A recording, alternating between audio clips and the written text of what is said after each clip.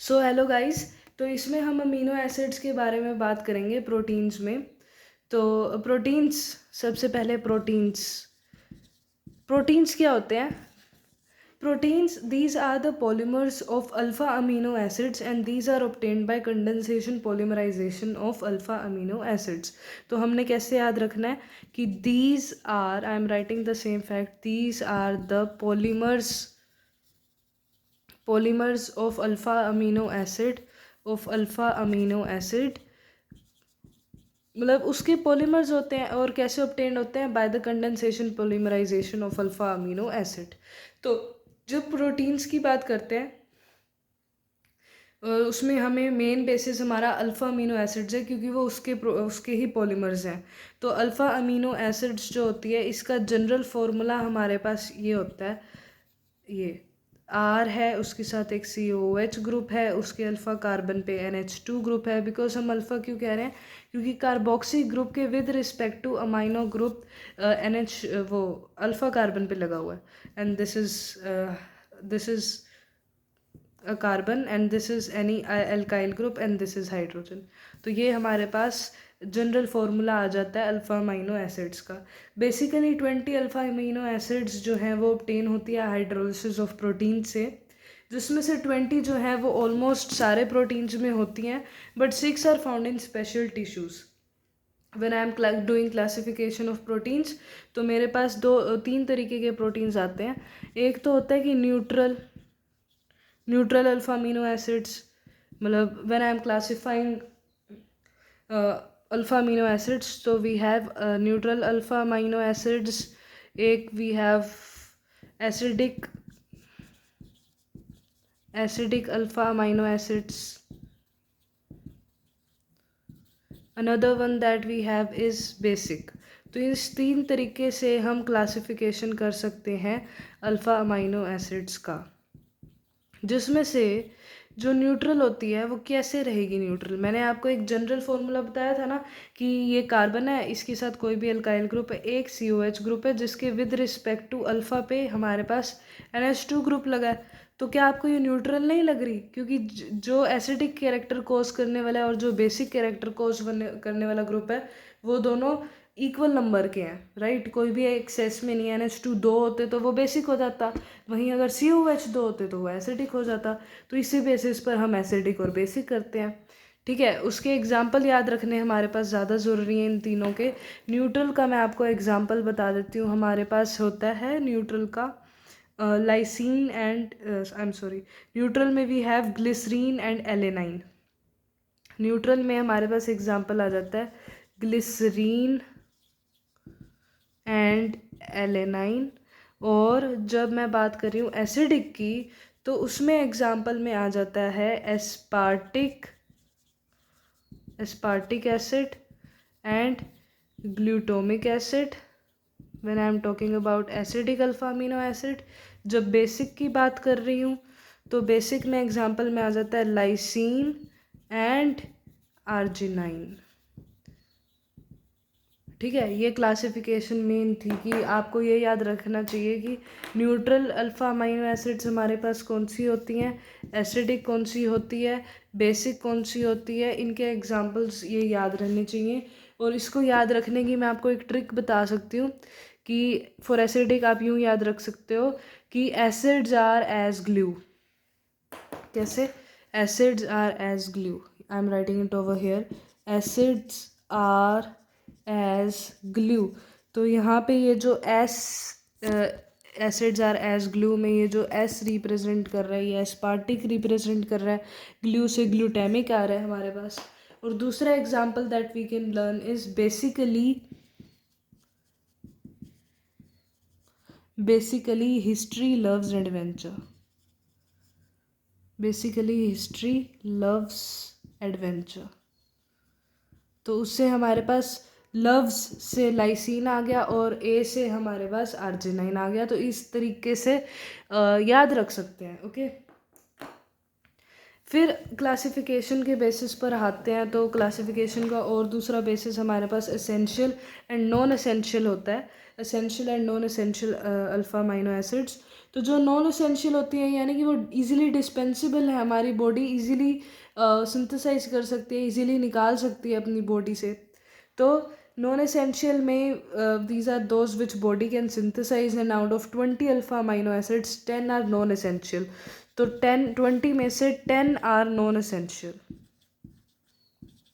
तो बाकी बची जो है वो एसेंशियल हुई। वहीं 20 में से 10 आर एसेंशियल, राइट। तो हमें नेम्स अगेन रटने वाला काम यही है। अब एसेंशियल जो होती हैं, जो बॉडी सिंथेसाइज नहीं कर सकती, remaining 10 are essential, and deficiency of essential alpha amino acids in body can cause kwashiorkor. So 10 essential ones में हमारे पास आ जाती है valine, leucine, isoleucines, phenylalanine, methionine, tryptophan और लाइसिन, आर्जिनाइन, हिस्ट्रीडाइन।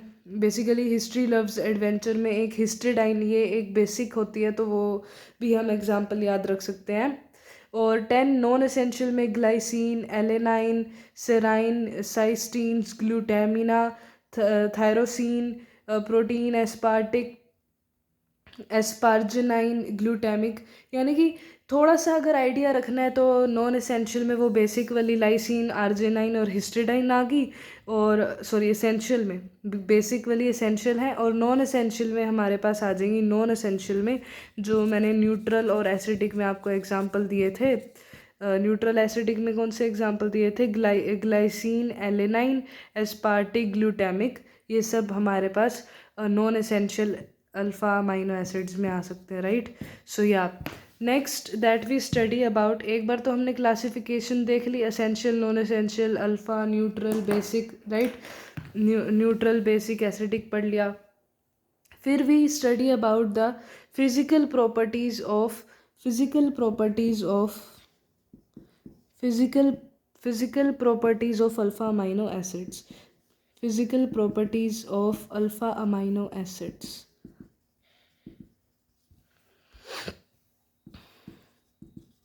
तो जो first thing that we study about in physical properties of alpha amino acid is internal salt या फिर ज्विटर आयन। इंटरनल सोल्ट या इसको यूं भी कह सकते हैं इंटरनल सोल्ट या ज्विटर आयन। इंटरनल सोल्ट या ज्विटर आयन। सो क्या होता है कि amino acids contain both acidic carboxy group and basic NH2 group. These two groups interact with each other, that is they neutralizes each other by transfer of proton from COH group to NH2 group. Now within the molecule, as the result, they exist as dipolar ions. This dipolar structure is called as Zwitter ion. Okay तो I think आपको समझ आ गया होगा कि transfer of protons from COH to NH2, because हमारे पास इसकी कंपाउंड के अंदर ही एक एसिडिक है और एक बेसिक है, इसीलिए ट्रांसफ़र हो जाता है। That is why this dipolar structure that occurs as dipolar structure, and that उस डाइपोलर स्ट्रक्चर को हम ज्विटर आयन या इंटरनल सोल्ट कहते हैं। कैसे? RCHCOH, ये नेगेटिव है, ये पॉजिटिव है, इसके पास प्रोटॉन है, यहाँ हमारे पास NH2 है, इसके पास लोन पेयर है, तो ये as a zwitter ion RCH NH3 positive, इसके पास प्रोटॉन ट्रांसफ़र हो गया CO नेगेटिव, तो ये एक ज्विटर आयन हो गया। ये एक डाइपोलर स्ट्रक्चर है, इसको हम कहेंगे ज्विटर आयन। दो पोल्स हमें दिख रहे हैं, एक पॉजिटिव नेगेटिव वाला, ठीक है। So this is what it is all about. Next that topic is isoelectric point of alpha amino acids. ये टर्म भी हमें पता होनी चाहिए क्या होती है। Isoelectric point of alpha amino acids. So the pH at which there is no net migration of amino acids under the influence of electric field is called isoelectric point. यानी कि जब कोई माइग्रेशन हो ही नहीं रही, जैसे COH से COOH अपना प्रोटॉन दे रहा है पर वो NH3 पर नहीं जा रहा, माइग्रेशन नहीं हो रही, तो उस सिचुएशन को, उस influence, applied influence of electric field, उस पॉइंट ऑफ टाइम को हम कहते हैं isoelectric point. It is found that in the acidic medium, alpha amino acids exist as cation and thus migrate towards cathode under applied electric field. Okay, yeah. So basic medium में they exist as an ion and they exist as an ion thus migrate towards anode under applied electric field. यानी कि isoelectric point की मैंने बात करी तो जब हमारे पास इस सी ओ एच ग्रुप पे ये जो H पॉजिटिव है ये प्रोटॉन का ट्रांसफ़र NH पे नहीं हो रहा, ठीक है, कोई और ट्रांसफ़र नहीं हो रहा तो हम कहते हैं कि आइसोइलेक्ट्रिक पॉइंट है। और जब हमारे पास बेसिक मीडियम होएगा तब वो एज एन आयन एग्जिस्ट करेंगी, एसिडिक मीडियम में वो एज केटायन एग्जिस्ट करेगा अपना जो भी कंपाउंड है अल्फा अमीनो एसिड है। Okay, so but there is a particular intermediate pH value at which alpha amino acids exist as a structure, a neutral molecule and does not migrate toward any electrodes of electrolytic cell। तो जब वो as cation है तो वो आप खुद बताइए under applied electric field वो कैथोड पे जाएगा, जब वो as anion in basic medium तो वो एनोड पे जाएगा। हम again repeating, isoelectric point क्या होता है मैं दोबारा से बता देती हूँ। The pH, it is the pH at which there is no net migration of amino acids under the influence of applied electric field, that is known as isoelectric point. Now it is found that in acidic medium alpha amino acids exist as cation and thus migrate towards cathode under applied electric field. In basic medium they exist as anion and thus migrates towards anode under the applied electric field, but there is a particular intermediate pH value at which alpha amino acid exists as neutral molecule, as a structure, and does not migrate towards any electrode of electrolytic cell. This pH value is known as isoelectric point of alpha amino acids. Okay? तो iso electric point ये है जब कोई migration नहीं हो रही, जब वो एज ए न्यूट्रल मॉलिक्यूल है और किसी भी इलेक्ट्रोड पे नहीं जा रहा, तो वो न्यूट्रल भी तभी होएगा जब वो उसके पास एक पॉजिटिव एक नेगेटिव होएगा। तो ज्यूटर आयन मैंने आपको दिखा दिया था। ओके, तो ये यहाँ पे यही बात हो रही है कि न्यूट्रल के लिए जो पीएच होनी चाहिए आइसो इलेक्ट्रिक पॉइंट जो न्यूट्रल के लिए होना चाहिए that must be less than 7, जो एसिडिक के लिए होना चाहिए for acidic it is between 3.0 to 5.4, for basic it is basic के लिए बिटवीन 7.6 से 10.8। तो ये हमारे पास रेंजेस हैं। Okay, next that we study about in amino acids, that is alpha amino acids, neutral alpha amino acids 1NH2 group and 1COH group, acidic alpha amino acids 1NH2 and 2COH group, basic 2NH2 group and 1COH group। okay, neutral alpha amino acid उसका general formula NH2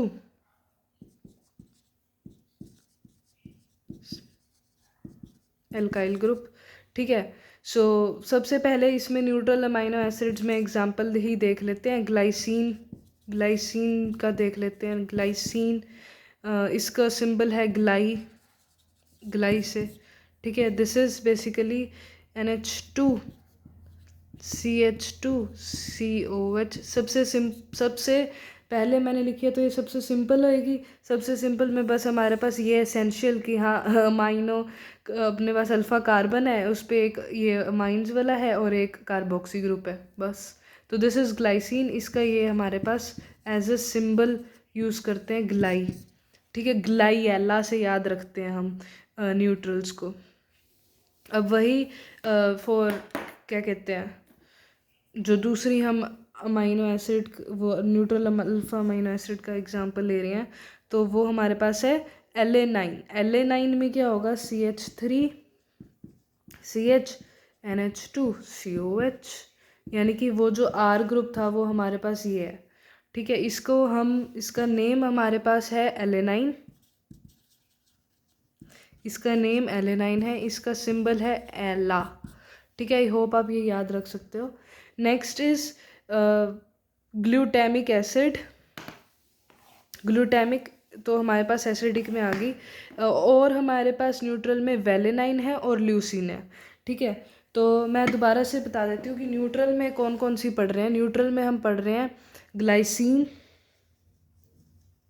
neutral में एक पढ़ रहे हैं glycine, दूसरी पढ़ रहे हैं न्यूट्रल में एलेनाइन।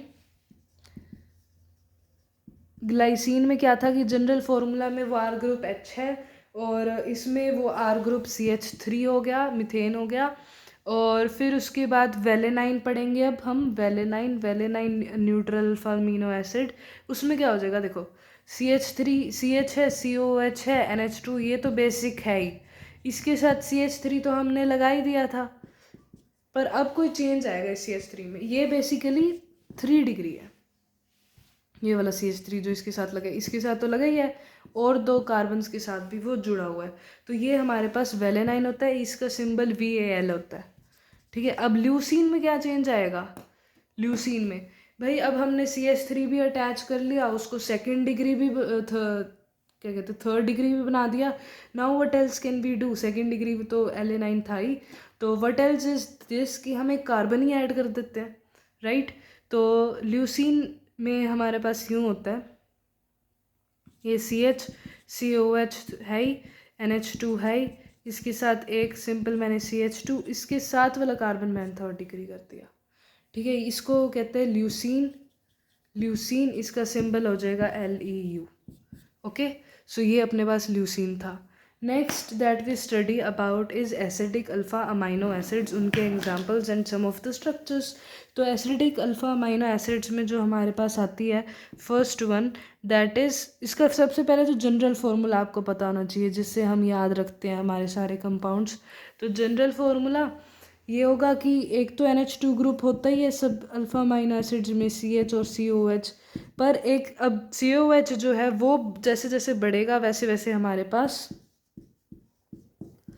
वो एसिडिक बनता जाएगा। तो एक COH ग्रुप और ये यहाँ पे हो सकता है कोई भी कार्बन ना हो सकता है हो। ठीक है, तो ये हमारे पास जनरल फार्मूला हो गया एसिडिक अल्फा अमाइनो एसिड्स का। इसमें हम एक पढ़ते हैं एस्पार्टिक एसिड, एक इसमें हम पढ़ते हैं glutamic acid. Okay, aspartic acid में वी हैव, जब एक NH2 है, एक CH है, एक COH है, उसमें एक इसके साथ CH3 के साथ COH है, तो ये अपने पास हो जाएगा एस्पार्टिक एसिड। ठीक है, ये हमारे पास होगी एस्पार्टिक एसिड। और उसके अलावा एस्पार्टिक एसिड के अलावा we have glutamic acid, NH2 CH COH CH2 CH2 COH, ये हमारे पास ग्लूटामिक एसिड होती है। ठीक है, तो आई होप आपको ये चीज़ याद रहेगी। जब तो इस CH3 की वैल्यू इस CH2 के बाहर जो ये N है इसकी वैल्यू 1 है, आई एम सॉरी ये 2 आएगा, तो वी हैव एस्पार्टिक एसिड। जब इसकी वैल्यू 2 हो जाएगी तो ग्लूटामिक एसिड बन जाएगा। ठीक है, एस्पार्टिक को एज ASP हम रिप्रेजेंट करते हैं ASP से, और इसका सिंबल होता है GLU। Okay, acids are as glue. Okay, now next is basic alpha amino acids, उसके जो एग्जांपल पढ़ने वाले हैं दैट वुड बी ल्यूसीन, जिसे LYS से रिप्रेजेंट करेंगे, एंड आर्जिनाइन। ठीक है, arginine is basically most basic amino acid, ये आप याद रखना, आर्जिनाइन बहुत बेसिक अमाइनो एसिड होती है। तो बेसिक अल्फा अमाइनो एसिड में we have general formula as कि एक तो NH2 ग्रुप तो रहेगा ही, एक कार्बन रहेगा, इसके साथ COH होएगा, और इसके साथ जैसे ही एसिडिक में ये CH2 होल NCOH था, यहाँ पे NH2 आ जाएगा। ठीक है, so this is what we call basic amino acid, basic alpha amino acid. ये हमारे पास बेसिक अल्फा अमाइनो एसिड है। जनरल फार्मूला मैंने आपको बता दिया है। एग्जाम्पल में first example that we study that is lysine, तो ये NH2 तो रहेगा ही, COH, उसके साथ ये CH2 होल 4 NH2, ये हमारे पास होता है लाइसिन, इसको कहते हैं लाइसिन। लाइसिन को we represent by simple LYS। Second is कि ये C है, ये NH2 है, ये COOH है, और इस CH2 होल थ्राइस के साथ NH2 डबल बॉन्ड NH। ये जनरल फॉर्मूला से डिफरेंट हो गया, मैं भी मानती हूँ, याद रखना मुश्किल है, but we can all up to us, right. और हमें यहाँ पे कहीं ना कहीं कॉन्जुगेशन भी दिख रही हैं। तो this is basically Arginine and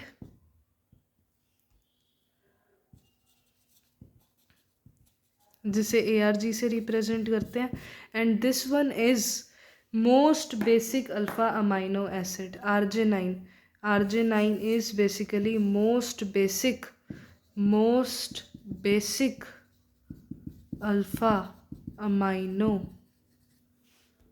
acid, जिसे AA से हम लिख सकते हैं, अमाइनो एसिड को इससे भी रिप्रेजेंट कर सकते हैं, ठीक है। तो आई होप आपको ये चीज़ याद होगी जो मैंने एग्जांपल्स अभी मेमोराइज करवाए हैं। नेक्स्ट इसकी ज्विटर आयन के बारे में ही बात हो रही है थोड़ी, कैसे हम ग्राफिकली बता सकते हैं कि अगर मैं इसमें ही जो मेरे पास इनिशियल कंपाउंड था अल्फा अमाइनो एसिड्स का, जो जनरल फॉर्मूला है वो है तो यही, अगर इसके अंदर मैं OH डाल दूँ, दैट इज़ pH, मतलब इसको मैं बेसिक मीडियम में डालूँ, pH मोर देन 9 कर दूँ, तो मेरे पास ये हाइड्रोजन, एसिडिक हाइड्रोजन निकाल लिया जाएगा, प्रोटॉन निकाल लिया जाएगा, और फिर उससे मेरे पास जब OH नेगेटिव डालूँगी फॉर pH मोर देन 9, तो ये इस तरीके से कंपाउंड बन जाएगा, and this moves towards anode, right. वो हम दिखा सकते हैं कि ये नेगेटिव है तो ये पॉजिटिव टर्मिनल एनोड के पास जाएगा, राइट। वही अगर मैं इसके अंदर क्या डाल दूँ, H पॉजिटिव डाल दूँ और pH रखूँ लेस देन 2, यानी कि एसिडिक मीडियम में करूँ अगर मैं काम, तो मेरे पास जो बनेगा दैट वुड बी, यहाँ पे केटायन लग जाएगा, लोन पेयर है भाई, H पॉजिटिव आ रहा है तो या न्यूक्लियोफिलिक साइड दिख रही है इलेक्ट्रोफाइल को, और ये हमारे पास क्या बन गया, केटायन बन गया। सो ये नेगेटिव टर्मिनल के पास मूव करना चाहेगा, यानी कि कैथोड के पास मूव करना चाहेगा, राइट। या उसके अलावा अगर हम pH ऐसे रखें कि वो pH आइसो इलेक्ट्रिक पॉइंट के बराबर है, अगर pH equals to PI, that is isoelectric point की pH, आइसो इलेक्ट्रिक पॉइंट की pH के बराबर रखें, तो हमारे पास ज्विटर आयन की फॉर्मेशन होएगी, जिसमें एक हमारे पास केटायन होगा, एक हमारे पास एनायन होगा, तो ये न्यूट्रल हो गया, राइट, नेट न्यूट्रलाइज हो गया effect. So zwitter ion is a French word and it's mean is dipolar है, right. So in zwitter ionic form, amino acids become insoluble solid and intermolecular forces are production very strong, and that is why it is solidified. So when the pH is basically the pH of isoelectric point, so at which maximum concentration of amino acids remain in zwitter ion form, and in case when amino acid is zwitter ionic form, then its separation is easy, ठीक है। जब वो zwitter ion की form में है तो amino acid की separation easy है, because in that case it becomes insoluble in solid, okay. So calculation of pH की बात आ जाएगी कि इस तरीके से कंपाउंड है, CH है, R है, या COOH है, या उसके साथ NH2 है, इसकी पीएच हमें पता है कि लेस देन 7 होएगी, इसकी पीएच मोर देन 7 होएगी, तो नेट पीएच हमारे पास क्या आएगी, ये pKa1, इसे मैं pKa1 लिख देती हूँ, इसे pKa2 लिख देती हूँ, तो जो मेरे पास नेट pH आएगी वो आएगी pKa1 plus pKa2 whole divide by 2, ये नेट आएगी, ठीक है। वहीं अगर एसिडिक अल्फा अमाइनो एसिड हो कि इसकी भी इसकी pH लेस देन 7 है, इसकी मोर देन 7 है, और हमें पता है ना कि एसिडिक अल्फा अमाइनो एसिड में ये हमारे पास CH2 होल N होता है और फिर COOH होता है, तो इसकी pH मोर देन 7 होएगी। तो अब बताओ हम कौन से लेंगे पीएच डिसाइड करने के लिए, pKa किस किस के लेंगे, इसके नहीं लेंगे, जो एसिडिक है उसी के लेंगे, pKa1 लेंगे और ये pKa3 हो जाएगा। तो नेट मेरे पास जो यहाँ पे आएगी आइसो इलेक्ट्रिक पॉइंट की pH, तो pKa1 plus pKa3 divide by 2 आएगी, ठीक है। ये चीज़ हमने करनी होती है, वैसे ही बेसिक में चलेगा कि यहाँ पे COH की जगह NH2 होएगा और यहाँ पे pH लेस देन 7 वो मोर देन 7 होएगी बेसिकली। और वो मैंने पहले साइन शायद गलत डाल दिया होगा। और ये pKa3 है, ये pKa2 है, तो यहाँ पे pKa2 आएगा फॉर बेसिक के लिए। Okay, and next we study about peptides. Peptides के बारे में पढ़ते हैं। पेप्टाइड्स भी अमाइड लिंकेज से ही बनते हैं, ठीक है। That amide linkage is known as peptide linkage. तो पेप्टाइड्स कैसे बनते हैं? अमाइड लिंकेज, इन कंपाउंड्स के अमाइड लिंकेज से ही बनते हैं। और फिर जब हम पेप्टाइड्स की क्लासिफिकेशन करेंगे, पेप्टाइड्स का एक एग्जांपल दूँ आपको बताने के लिए, तो जैसे एक ग्लाइसल मैं बना रही हूँ कैसे, एलेनाइन से, like NH2 CH2 C double bond OH, okay, plus NH2 CH3 C double bond OH। तो इनको मिलाने से ये मेरे पास जो वाटर होएगा,